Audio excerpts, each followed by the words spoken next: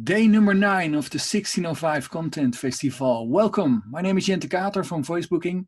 1605, it's a new festival. While we were in lockdown, we thought, let's do something inspiring. And we thought of one webinar, 2, 3 webinars. Let's do a week, no, 2 weeks. And it ended with 1 month of webinars. Next week, we've got a webinar about online directing and remote recording with voice actor Machteld van der Gaag.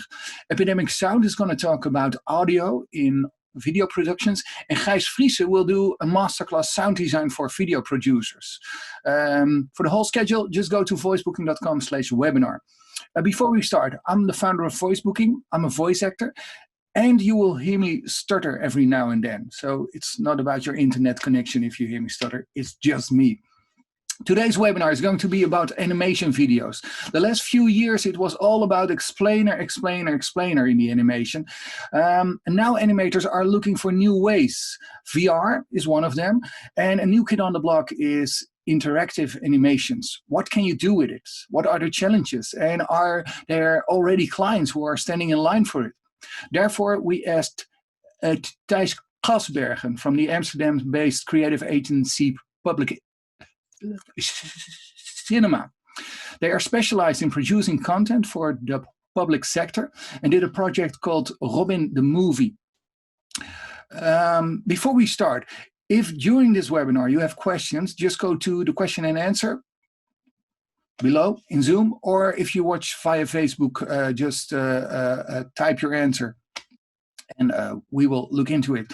Because after the session, there's a question and answer. For now, day number 9 of the 1605 Content Festival. Let's talk about interactive animation. Thijs, give it away. Thanks, Jente, for the introduction. As Jente mentioned, my name is Thijs Kasbergen. I'm co-founder of Public Cinema. It's a creative agency that makes productions that make social impact. And last year in the summer, I had the biggest challenge in my professional career yet. That was making the interactive animation Robin. I've made a little agenda. You can see in the slide. But don't be fooled by the little agenda. We're gonna go through a lot of slides, so bear with me. And if I go too fast, just leave a comment, or if you already have a question, just leave a comment. But the tempo needs to be fast because, yeah, of course it's a hot day, and we all also want to have maybe some drinks in the sun later on. So one more thing before I start. 2 days ago, I found out that the presentation was going to be in English, and my presentation was in Dutch, so I tried to translate it, but I didn't have a lot of time. You can see by my hairdo, I haven't had any time to go and get a new hairdo. But if you see anything in Dutch in the slides, that's the reason for it. Yeah. Well, I also wanted to add, I'm really curious who is watching this webinar. Are you a creator? Are you an animator, UX designer? Are you someone who wants to get into interactive animation? Yeah, because I'm talking into the camera and to avoid. I'm really curious who is behind the camera. So let me see. So this is Robin, an interactive live story. This is the movie frame. And we're going to start with, of course, the pre-production. So the MWO, the Dutch research, the Dutch Science Agenda, is an organization that gives out grants to fund science research. And they have a part of it, it's the Dutch Research Agenda. And the Dutch Research Agenda needs to involve people with scientific research, and that's for everyone, not only people who are already interested, but everyone, because we spend a lot of tax money on scientific research, so everyone pays taxes, so it's very important that everyone participates and is involved in the scientific research. Well, of course, they give me the assignment. Nina Kornaat and Stefan Heindel they presented me a very innovative idea, and it was also my first interactive animation. And of course, at the time, it was a little bit inspired by Bandersnatch, but it was a whole different concept. And this is the flowchart I made after the first meeting we had, because this was the idea they had, and I just had to wrap my head around it, make it visual to understand what the task was going to be. And one other part of the task is that it had to be done in 4 months from that moment. And as you can see, you follow a person's life through different life phases, and at every life phases, the person is presented with a dilemma.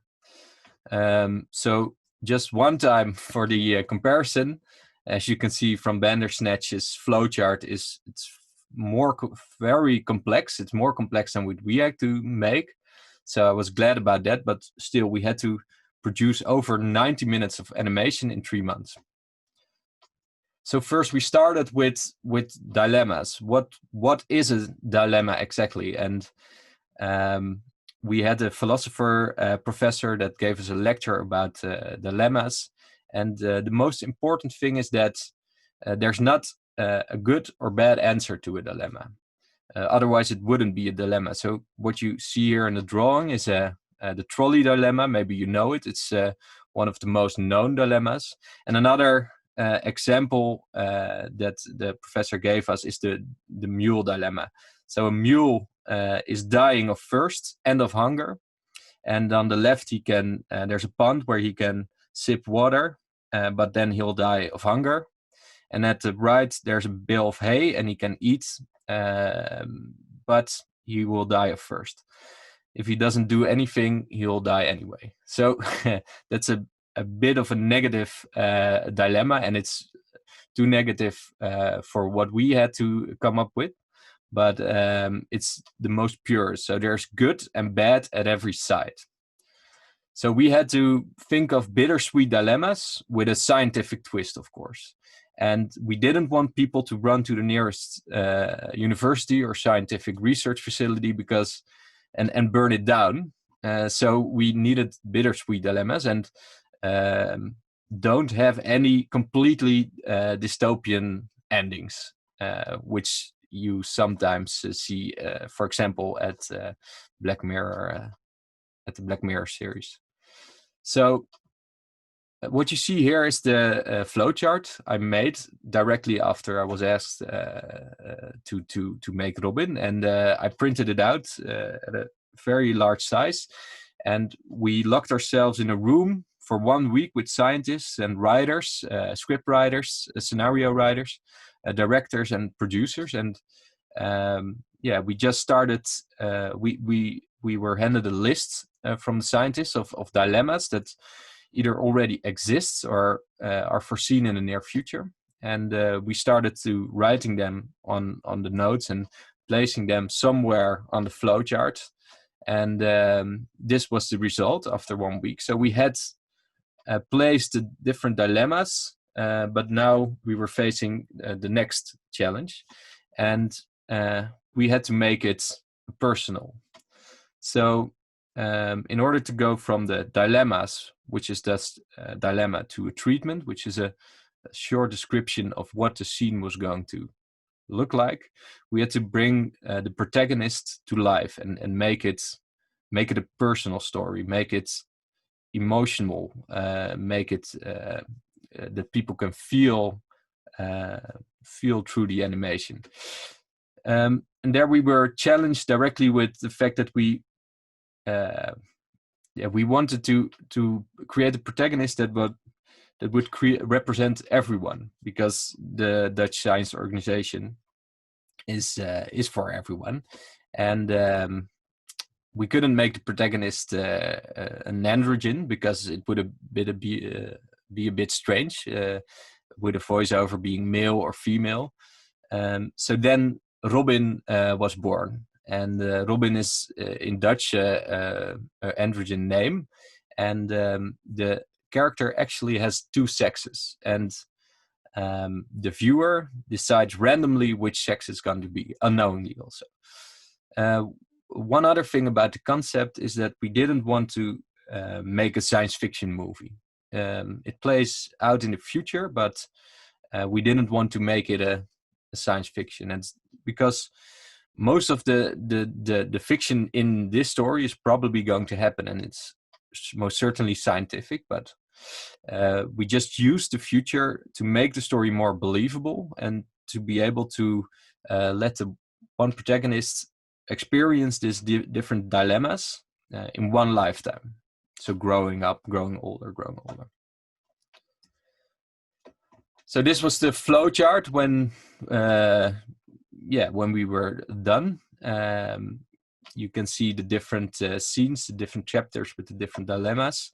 On the left, Robin is a female. On the right is Robin becomes a male after the first chapter, and it's the player decides in the first chapter about placing photos of his baby, which is baby Robin, on Facebook or send it to family via WhatsApp. And unknowingly, the choice is made for the sex. Except for you guys, because you now know. So I have a lot of spoilers also in this presentation, but maybe you played Robin already. So don't tell anyone. We also had all the dilemmas in place now, and we decided approximately what age different life phases Robin would be, and what period it would play out.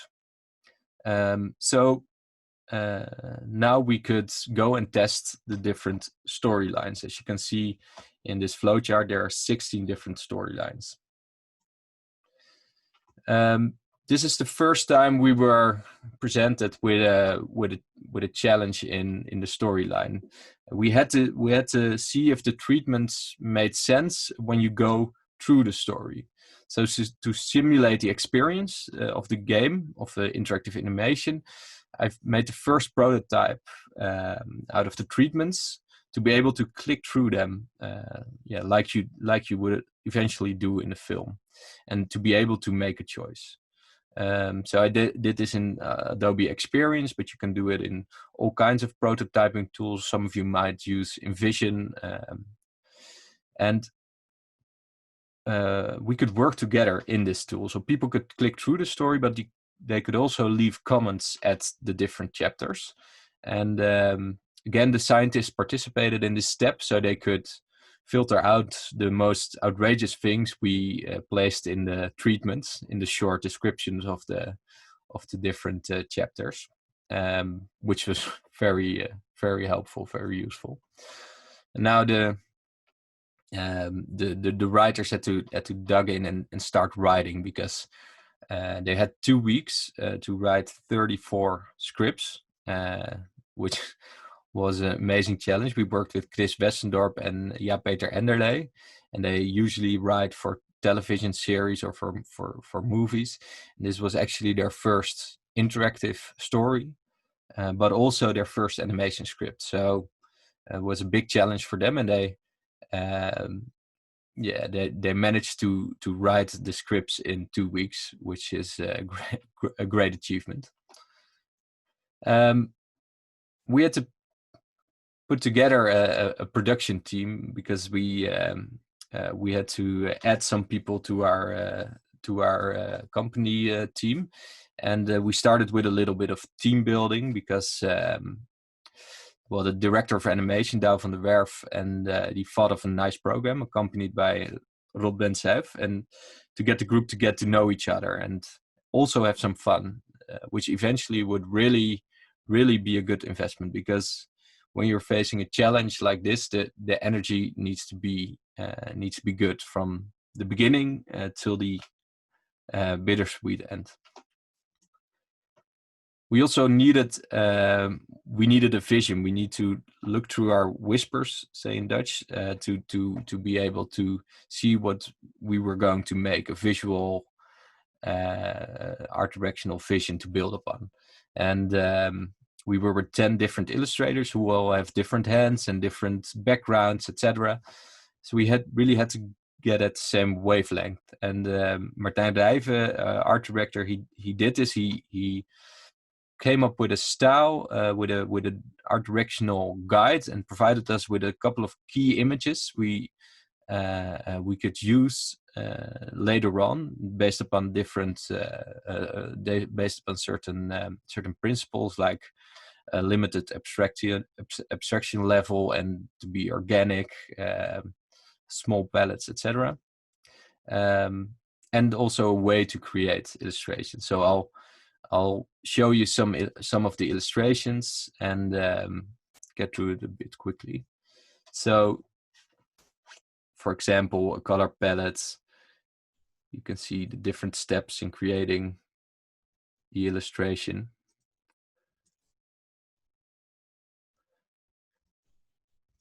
And by doing this, we were getting at the same wavelength in the illustrational part. So this was not exactly what the art was going to look like, but it just gave us a good vision to build upon together.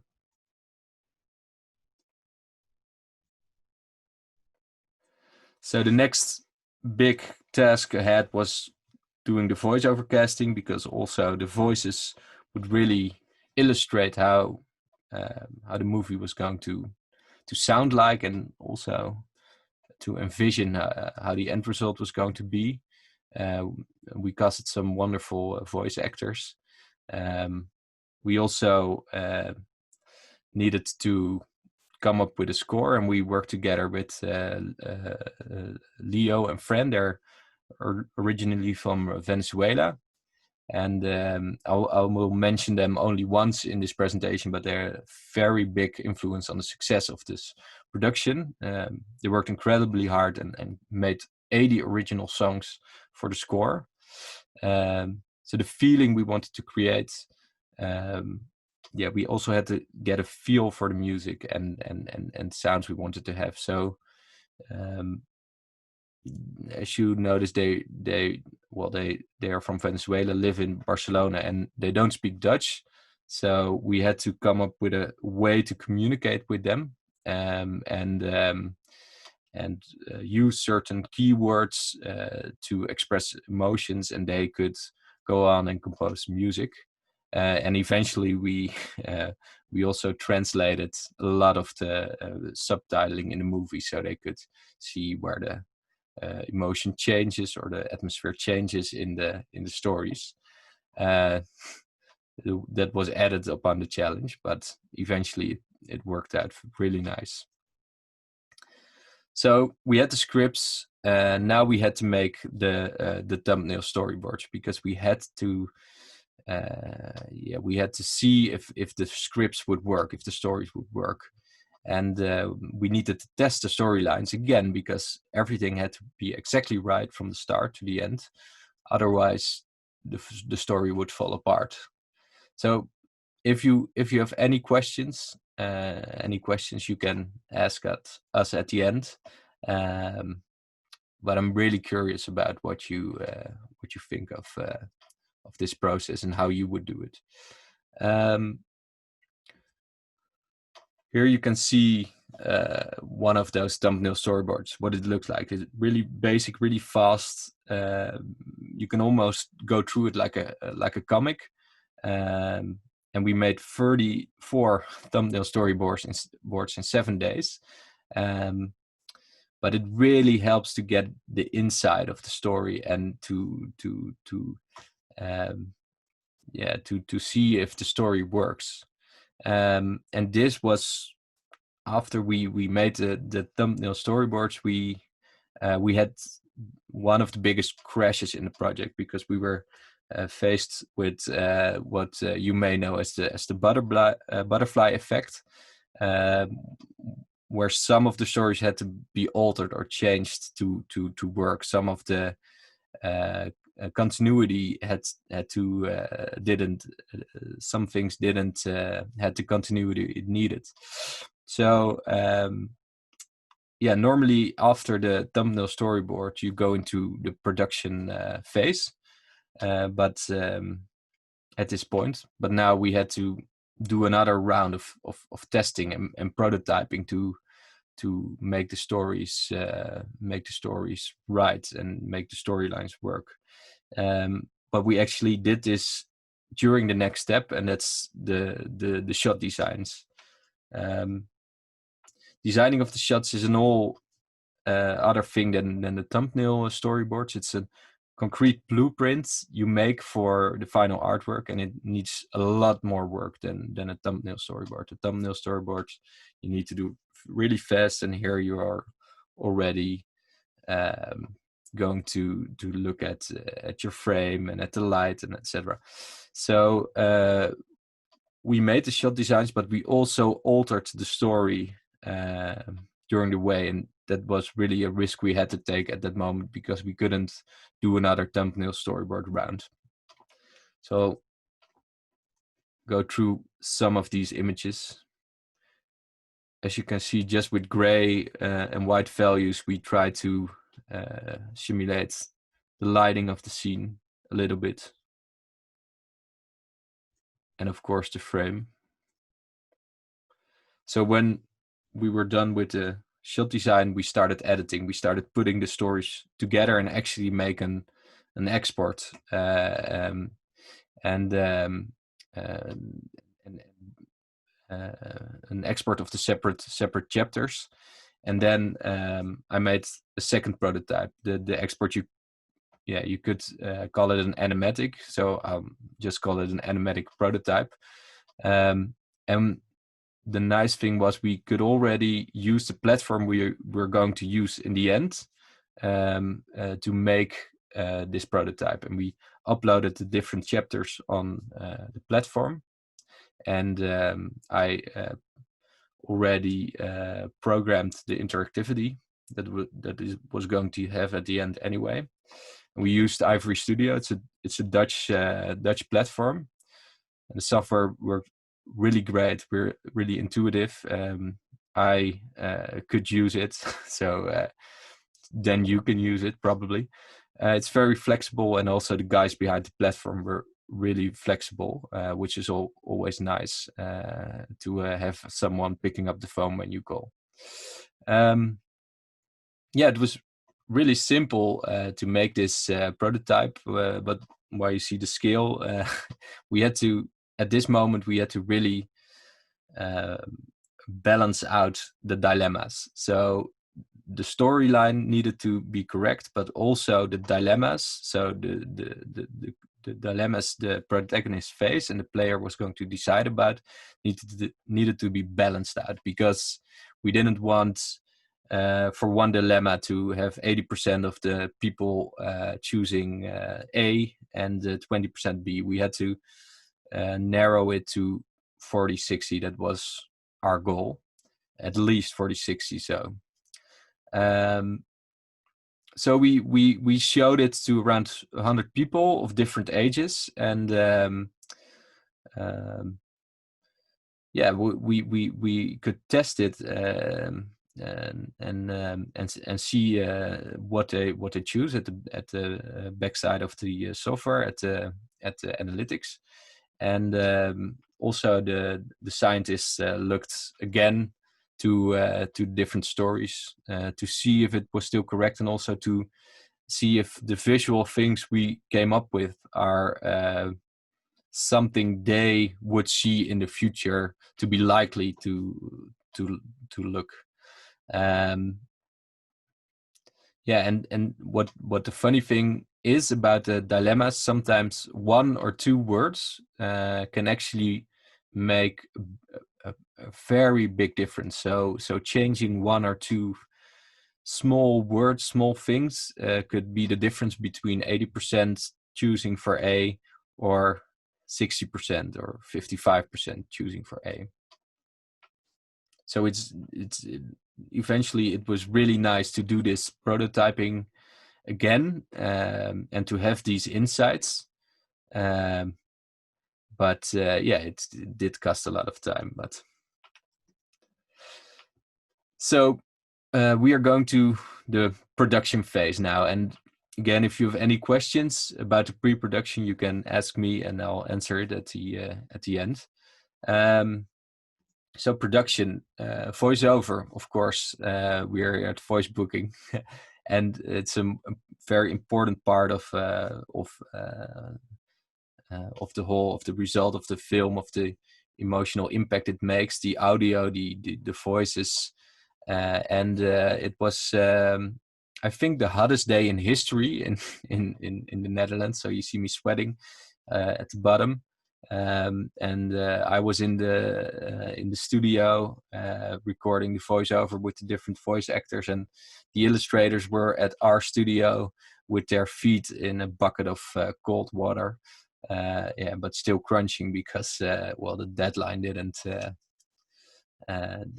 move. So another thing we started to do was the character design. Of course, this is also challenging because the character had to be firstly a baby, but then grow up to be either a woman or a man. And the character needed to be in the movie in different life stages. So this was a big challenge to do. So here you can see man and woman looking like each other, and here you can see the different life phases of Robin, either a man or a woman, and designing of side characters who sometimes, like here this side character Ted, also needed to be in different life stages in the life of Robin. So I'll just go through some of them. Another important aspect is the asset and background design. Some of the things we needed to make a design for because it didn't exist. So this was the one of the greenhouses we used in one of the futuristic greenhouses we used in one of the movies, and we really needed to design it in a way that we could eventually use the right frames in the animation, and also a couple of futuristic things like a phone, the layout of a room with a futuristic bed, but also just like the decoupage of our shots. Then we went to the color scripting. The color scripting is really important if you want to create the right palette and right atmosphere for each scene. And I have a lot of those, but I thought it was fun to show it to you.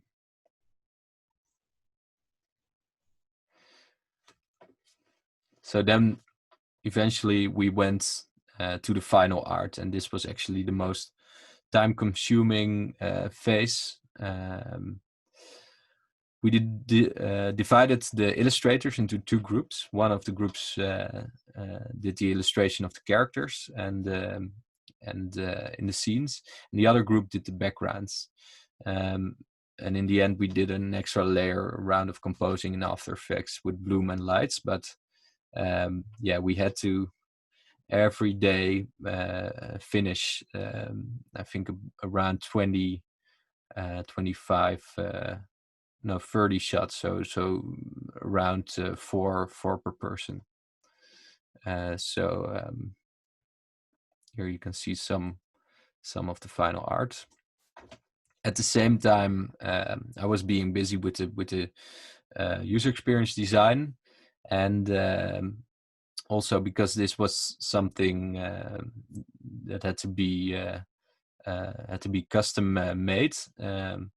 We invited behavioral scientist Rijntjan Renes to help us with it. He's actually at the moment working in the crisis team for the RIVM to make sure that we keep our distance from each other.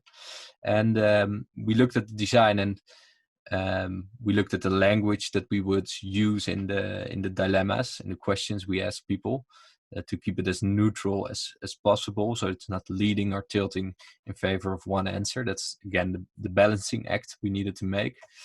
And another important thing is that we decided not to give feedback in between the questions, so in percentages during the game, because the player would be thinking about his answer or the answer of someone else and the percentages, and then he would lose his interest in the story, and the story already began, etc.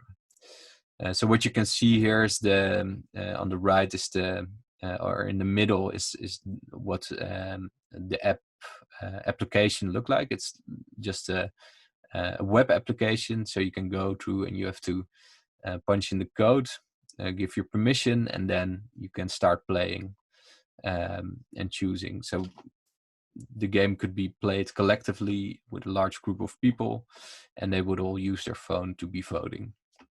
On the right, you can see the session monitor. So that's on the back. Every session has a code, and this was one of the trial runs. So 14 or 15 people played, and you can see the percentages, and the majority wins, of course, as in real life.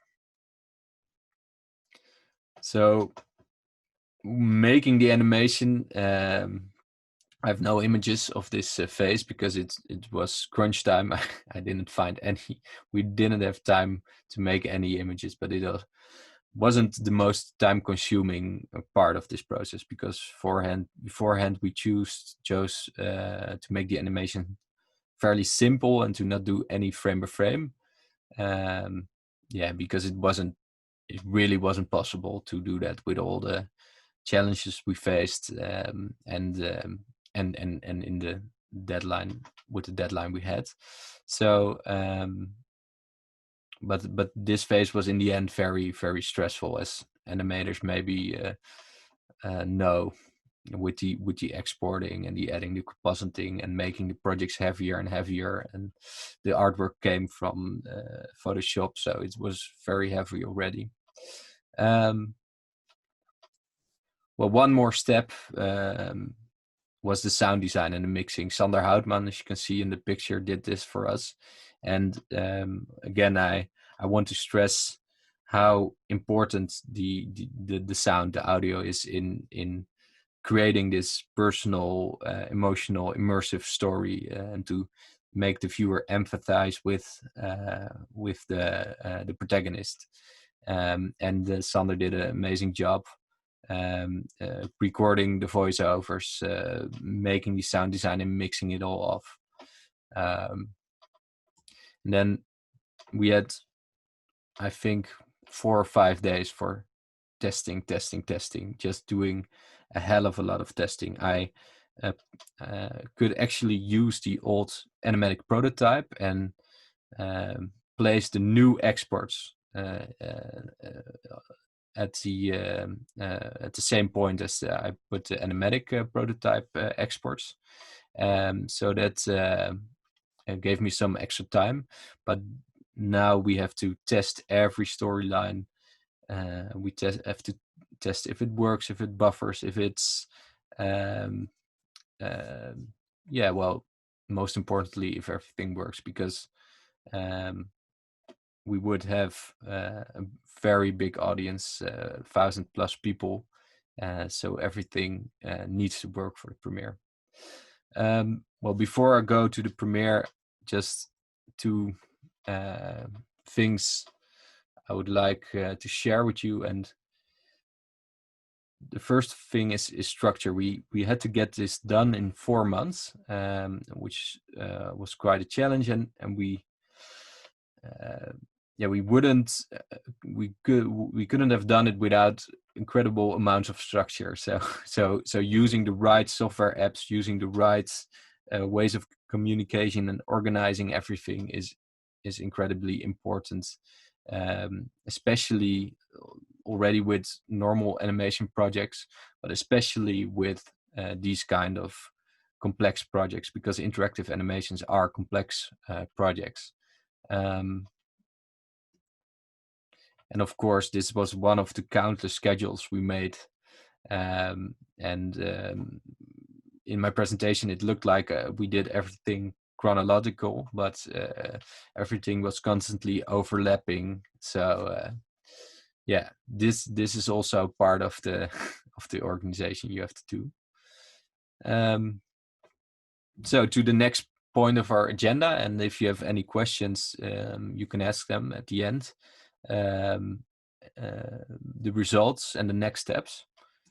So we began at the end of May, and the 4th of October, we had the premiere, Night of Science, 4 cities at the same time: Den Haag, Utrecht, Rotterdam, Wageningen, Nijmegen, sorry. And it was a great success, but eventually, but I was so nervous, it almost seems like I had the flu. Everything worked technically, and that was beforehand my biggest fear, that something technically wouldn't work. But also the people loved the story, and the most important thing was that it started great discussions. So almost everyone in the audience, and this is the biggest benefit, I think, of interactive animation, could have his or her say about in the discussion afterwards, because everyone played, everyone choose A or B, and everyone can say, well, I chose A because of this, or I chose B because of that.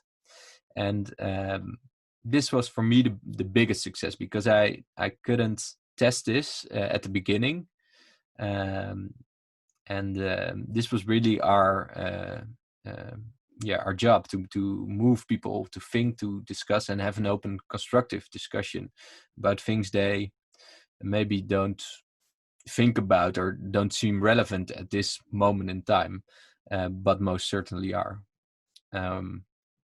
We had a slight disappointment. In all of the 4 cities, people chose exactly the same path. So we looked over it. The disappointment was that we had made 65 minutes of animation basically for nothing, and we tried so hard to keep the balance in all of the dilemmas, and eventually we looked over that you have something like wisdom of the crowd. So most of the dilemmas were good balanced and within the 40s and 60s percentages, or 50-50. But eventually, the bigger the number, the bigger the N, the bigger the crowd, the bigger the chance that they're going to choose the same thing, especially as the groups or different groups are very look the same, think the same, etc. And there's a certain group that goes to a thing like the Night of the Science. So eventually the majority will choose the same. But this is something I would think about in my next interactive project, how I could tackle this. And we've now tackled it with adding a randomizer at the first question. So eventually, after I lost the flu-like feeling, I felt a lot of relief and gratitude. The whole team I worked with, which you can see here in this photo, but also the composers and we had a team of 30-40 people working on it, and also the people from MBO, Dutch Science, this Dutch Research Agenda, and other members of our team. Very thankful, and it's a lot of fun to work on interactive animation like this. And if you keep it fun, then it will be very exciting for people. And if you can play Robin at www.robindefilm.nl and see the credits, see everyone who worked on it. Next steps, as I mentioned, robindefilm.nl, there you can play the movie individually, or you can see where the movie is being showed collectively. Of course, the movie, all of the gatherings are cancelled because of the COVID. But you also can ask at the site to maybe organize a viewing yourself, because it's it's fairly easy. And what we also are doing is that we are collecting the data of the individual players and collecting the data sets and see if we can do some scientific research with it. Let me see, it's 4:45. Well, there's one last agenda point I want to share with you, because we did a little bit of introspection and research after we made the movie, and we thought about why why you should invest in an interactive animation. And one of the things is that together we have to build the future, and knowledge and animation, imagination combines the future. And what's also important, that the choices we make have consequences and determine the future. So also big topics like, for instance, climate change is something that you can influence as an individual. So you have different choices. You have choices you make of your own, and choices you make for others, and also choices others make for you. So these are all negative associations, but it's also with positive associations. And again, in real life, there's not always a right choice, but it's important that we talk about it. We need to talk about it. And I've thought of some things that make that we can't really have the right conversation, or sometimes people just disagree so much that there isn't coming anything constructive out of it. And there are a few reasons for that. So one of them is that it's just too complex. So for these things we can use, like Jente said, the explainers. But there's more to that than that it's just complex, or that some people can't get certain information. So sometimes people have different information, or have like a filter bubble, or different frames, or misleading information. And sometimes people can't grasp, or it's hard to grasp the causality of a choice, which so it's not viewed as relevant for discussion, but eventually it will be. So it's long term versus short term. Sometimes we are desensitized. So yeah, well, maybe at this moment some protests are going on, some riots are going on, and that is good that we protest now, but why didn't we before? Well, people sometimes are desensitized, can't emotionally catch up with something. Yeah, in Dutch it's ver van je bedshow. Far, sometimes things are just too far away from you for you to think it's relevant or think about it. And sometimes we just stick our head in the sand. And well, maybe recent example for that is that we all stuck our head in the sand for Corona until it was almost too late. One important part is that we all have different perspective, and that we have to see that different perspectives can be right at the same time and can be true at the same time. And the most important, people make choices with two parts of their brain. They're the rational part and the creative and emotional part, left and right. And to see what choices people will make, we have to trigger both of those parts. And this is the last slide I have. I made a little cycle. So this is how you can see interactive animation, to really do the research, to make the next step, and make people empathize and immerse in story, for example, in Robin, in his personal life, and make it emotional. Then activate, ask the question. Next step is to confront. So the answer you gave to the question will confront you with the answer you gave, because you have different paths you can take. And then, most important, to discuss with a group of people which choice you make and what made and why. So this is like exactly 45 minutes, and I think this was my presentation. So I'm very curious if there are any questions, and I'll look to Jente for questions. It's a great story. Thank you very much, Thijs. Sometimes I think if you would ask me, what if I hadn't started doing something in radio and voiceover? I know one thing: it's something with animation. I'm so jealous on what you do. Really great. It looks like a project which you also take home. You sleep about, you dream about, which ate all the time you had.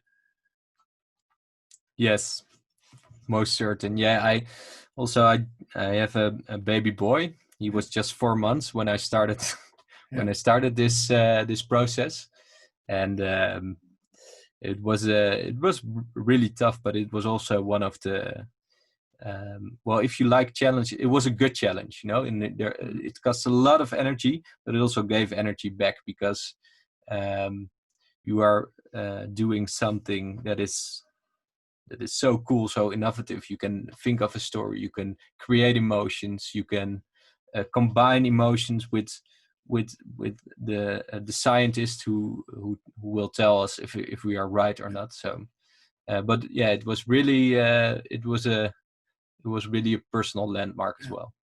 And when you started talking with the client about the project, was the idea of doing an interactive music, interactive video, was that your idea or was it the client's idea? No, it actually was the client's idea. Yeah. So they had they of course they had seen Bandersnatch, and they wanted to do because they do all kinds of stuff, and also live events, and to involve people with science. But they thought of this, and we went from there. And they really stuck their neck out to do this, because there's a lot of criticism possible when you start making a project like this, and they had the guts to do this, and of course also the budget, which is really needed, because eventually let's say for us it was also a costly passion project eventually. But also a very important project, and we really have to give it to the Dutch research agenda to come up with something like this, and take the initiative, and later on have the guts to see it through. How many agencies were pitching on the project? 3 agencies. 3 agencies. Yeah. And how did that pitch went? Well, we had one meeting with the 3 agencies, and they told us about their idea, and then we had to we didn't pitch, so we made a quote, and we a budget, and also a plan, and based upon that they chose for our plan. And part of our plan was also really the practical side, so we really already included the planning and organizing, because they also felt that it was really a stretch to make this possible in 4 months. And also in the meeting, the 3 agencies said the same. Wow, 90 minutes of animation in 4 months. how can we do that, and can we also maybe have one choice less, and then it's the half actually. So yeah, I with one of the other agencies, I was going in the lift downstairs, and he said, well, it's it's it's a unique project, but it can be your worst blessing, as they say in English. So. Yeah. And why do you think you won it, the pitch? Well, I think the most important part is that we really thought the whole process through. So we for example, we already made some style frames. We said, well, this is the way we're gonna make the animation. So we can at the beginning of the project we can already get insights if it works or not. Yeah. And the illustration we made, it was really human. So well, some of those things, I think. Yeah. And so you're starting with a project like this, and then you're looking for the right inspiration. So there was Bandersnatch. Were there also other forms of inspiration, movies? No, well, not really. No. We had on different parts. We had different inspiration. So we had some inspiration on scientific fiction. So science fiction, but really scientific fiction. So Disney made a movie about mobility in the future. And Douwe, the director, knew this movie, and he showed it to us. And they made it in, I think, the 60s. And in that movie, they already thought of some things we would have when in the 2000s. Yeah. They predicted some of the things were a little bit too much fiction and a little bit less science, but some of the things like navigation or they already predicted. So that's what we looked for in the science fiction part. But for the interactive part, it was mainly Bandersnatch, because the concept was fairly unique, I think. Yeah. And is it possible to tell some more about what the exact goals of the clients were? Well, the exact goals of the client. Now, it's really hard to say, because it was also very innovative for them. So they have general. They have a general task to involve people with science. And I think the most important part is to really get through to people who normally don't care as much for science as others, who are not primarily interested in science, but can get hooked by the story of the protagonist. And then in that story is faced eventually with scientific dilemmas, because you have to choose to go through. And then people could think and say and discuss about scientific topics without even knowing it. And so the movie is live now. What are the reactions now? Well, we had a lot of good reactions, and we are still evolving, because we want to make it more easy to play it collectively. So we are trying to make some changes. It's a little bit delayed by the COVID, but eventually we will make those changes so that you can play it collectively easier. So, for example, a classroom can play it, or at a university or other group of people. Because individually it's nice to play, and we can gather data from it, which is also very interesting. but really the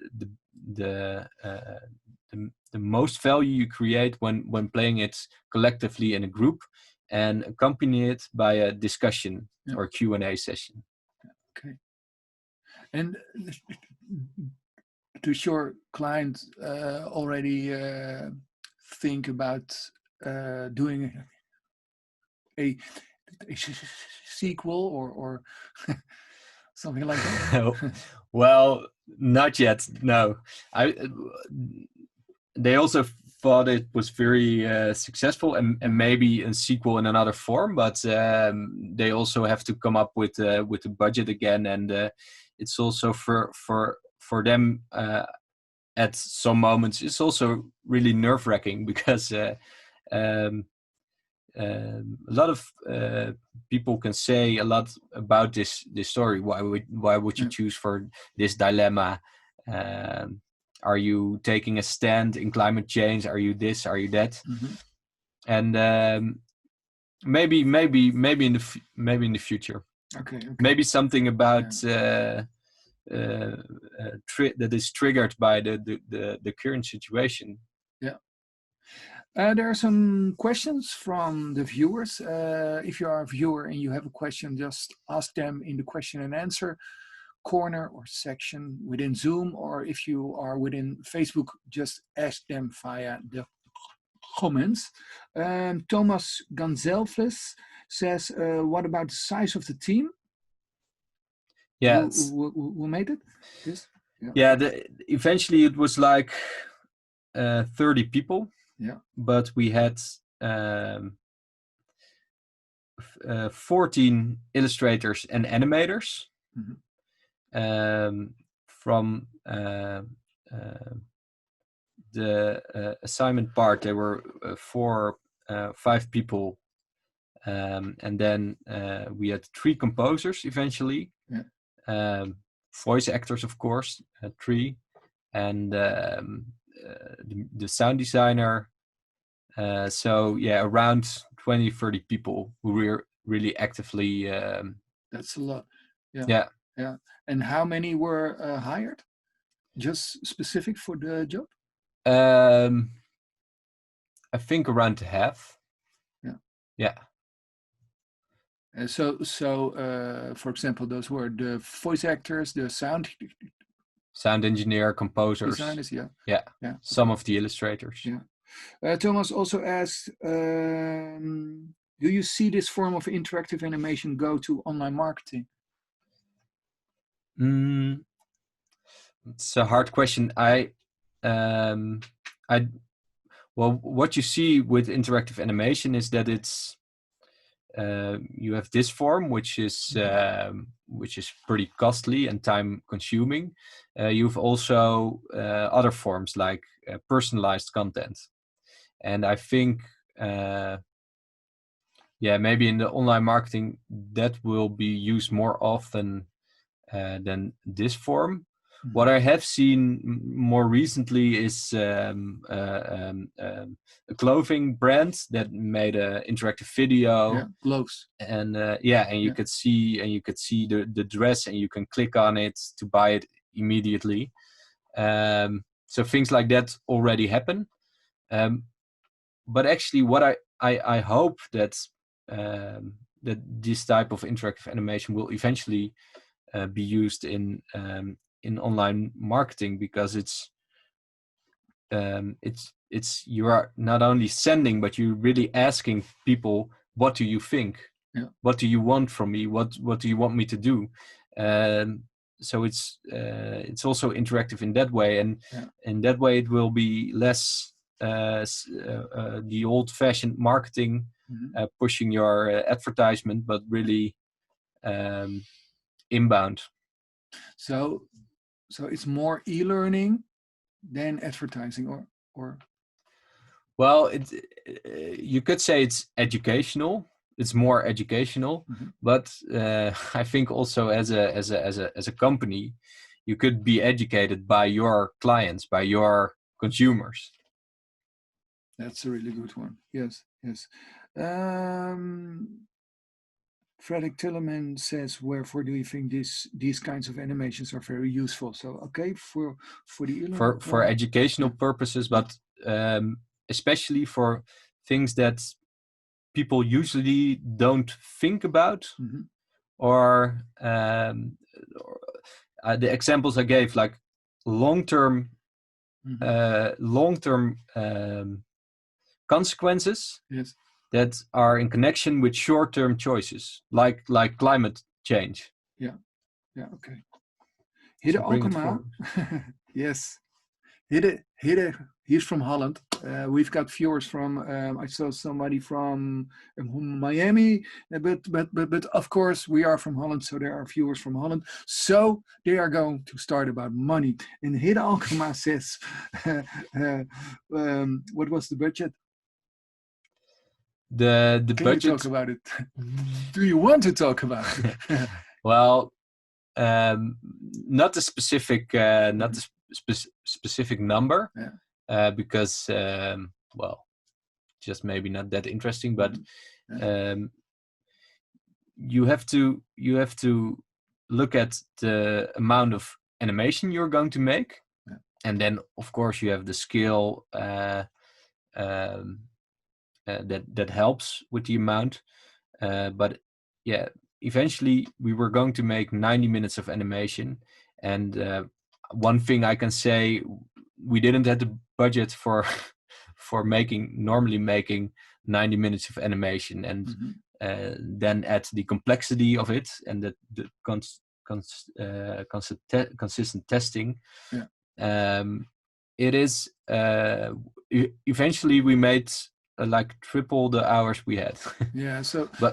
So for a company from Holland who is doing this for a client for Holland with not the big, for example, the big American budgets, it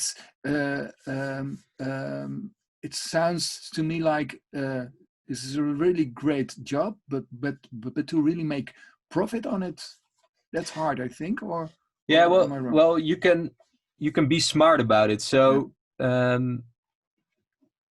for example, we had a concept that branched out. So 1, 2, 4, 8, 16. If you have one question less, it's the half of the animation. So you have to be smart about it. You can also go back, make the storyline that you can go back to the same storyline, so that you have less branches. Eventually, it's going to depend upon how many content you have to make, and you can actually be smart about it and see what is possible with smaller budgets. And also, like we did, we didn't really animate. We used kind of played animation and with lights and effects and everything, but we didn't really animate stuff because we just didn't have the budget. So no frame by frame animation and no rigging, etc. Yeah. Okay. Do you think this movie will go will be translated to be globally or? Yeah, actually we have translated it to English, and the collective version is already played, but the individual version still needs to be put online and get a place online. Okay, so for our not native Dutch viewers now, it's not possible yet to view the movie in another language than Dutch. Individually at this moment not, but you can maybe send me your contacts or hit me up on LinkedIn, and then I can send it to you when it's ready, because it's already there, but it's also needs to be put online. Yeah. Is it okay to mention your email? Yeah, right, sure. Now? Yeah. Which is? Thijs, Theias. Yes. At public-cinema.com. Okay. Thank you. Yes. Well, that flowchart, making interactive movies, that takes some mathematical skills. I thought of. did you have to find out something? How are we going to do this? Well, yeah, I found out a bunch of stuff because I never made interactive animation before. Mm-hmm. But I'm kind of a autodidact, so lots of times software looks like is scarier from the outside than when you start working on it. Yeah. So my advice would be just try things out, start working. I didn't know Ivory Studio before I had the assignment. Yeah, so Ivory Studio is the video platform. Yeah, it's the video platform which provides the tools to make the video interactive. Yeah. Okay. And also that part I could do myself because when you look at it, it's not really that different than, for example, editing, or you just place anchors on a big timeline. Mm-hmm. In our case, like 2.5 hours, and the movies go on the timeline. And when you have a certain action, you skip to a certain point in the timeline. Yeah. Doing such a big job was very special for you. What did you learn from it? I learned the value of different team members. Mm-hmm. So actually having like the art directional guide helped us so much at that point in the process. I learned that when you do a project like this, you have to have fun. You have to have a great energy because it's going to get hard, and it was also getting hot, literally. And you have to have a good energy from the beginning. Yeah, and lots of other stuff I can't think of at the moment, but yeah. Okay, so you about the movie, you already said there was the learning that people somehow went for the same answer. Do you know why they went for those same answers? Yeah, it's like it works like the wisdom of the crowd. The bigger and the more homogeneous the crowd is, so a crowd that looks like each other, not from the outside, but like people that go to a certain movie or people that go to a certain event. Yeah. The Libelle Vrouwendag. the Libelle Women's Day. Yeah. I can't think of, but so that group is different than people who go to Thunderdome parties, for example. Yeah, so okay. And so it's a woman glossy for I think all the women, or the Thunderdome is bang bang bang, hardcore music. Yeah, okay. And this is something we hadn't foreseen in all the testing, because the testing was either individually or in a small group, which also had worked maybe partly on the project, so wanted to see how this or that went. We just didn't foresee it. So that's also what I learned. Yeah, you have to really think about how you are going to test. Yeah. One of the now I think of it, one of the also important things I learned from the animatic prototyping testing is that we saw at the first question exactly 50-50%. And we thought, wow, hey, what an amazing job we did in balancing out this dilemma. Yeah. And I was so busy, I couldn't think of it further. But eventually, of course, we thought out that all the people wanted to see the movie both paths. So all of them played it twice, and we didn't have a filter, which we now have. Yeah. That filters out the unique the first time you play it. Okay.